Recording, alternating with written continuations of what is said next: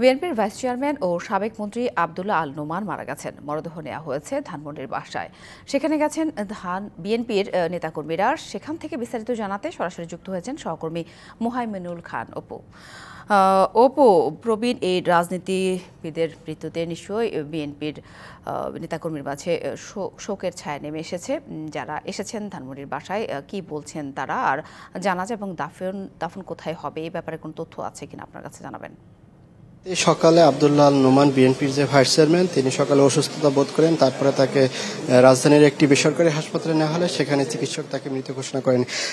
এর আগে তার স্বজনরা কিন্তু আমাদেরকে বলেছিলেন যে তিনি সকালে উঠে ফজরের সালাত আদায় করেন। এরপরে শারীরিক অসুস্থতা বোধ করলে তাকে হাসপাতালে নিয়ে যাওয়া হয়। তার সেখানে কর্তব্যরত যে চিকিৎসক ছিলেন তাকে মৃত ঘোষণা করেন।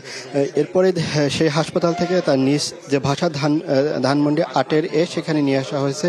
এখানে বিএনপির সিনিয়র নেতৃবৃন্দ রয়েছেন। বিএনপির যে মহাসচিব তিনি কিন্তু কিছুক্ষণ আগে এখানে এসেছেন। আব্দুল্লাহ আল নোমানের যে জানাজা, প্রথম জানাজা যেটি অনুষ্ঠিত হবে সেটি তার বাসায় বাদ জোহর নামাজের পরে এখানে অনুষ্ঠিত হবে। এরপরে ধানমন্ডি নয়াপল্টনে যে বিএনপির দলীয় কার্যালয় রয়েছে সেটি বাদ আসর সেখানে জানাজা অনুষ্ঠিত হবে। এরপর যে তার চট্টগ্রামের বাসায় রাউজান, সেই রাউজানের শেষ জানাজা অনুষ্ঠিত হবে। এখানে বিএনপির মহাসচিব এসেছেন। কিছুক্ষণ পরে তিনি গণমাধ্যমে তার স্মৃতিচারণ করবেন। এখানে তার স্বজন যারা রয়েছে তাদের সাথে আমরা কথা বলেছিলাম। তারা যেটি বলছেন, তারা সবাই শোকাহত।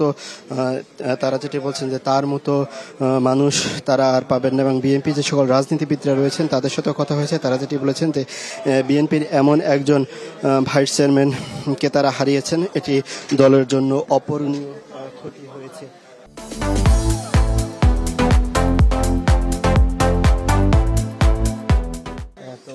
ধানমন্ডির বাসায় কিছুক্ষণ পরে বিএনপির যে মহাসচিব রয়েছেন তিনি এখানে কথা বলবেন। কথা শেষে তিনি তার যে বাদ জোহরের পরে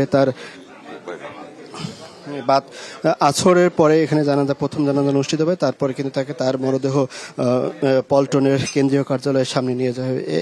একের পর এক বিএনপির যে শীর্ষ স্থানীয় নেতারা রয়েছেন তারা কিন্তু এখানে এসে উপস্থিত হচ্ছেন।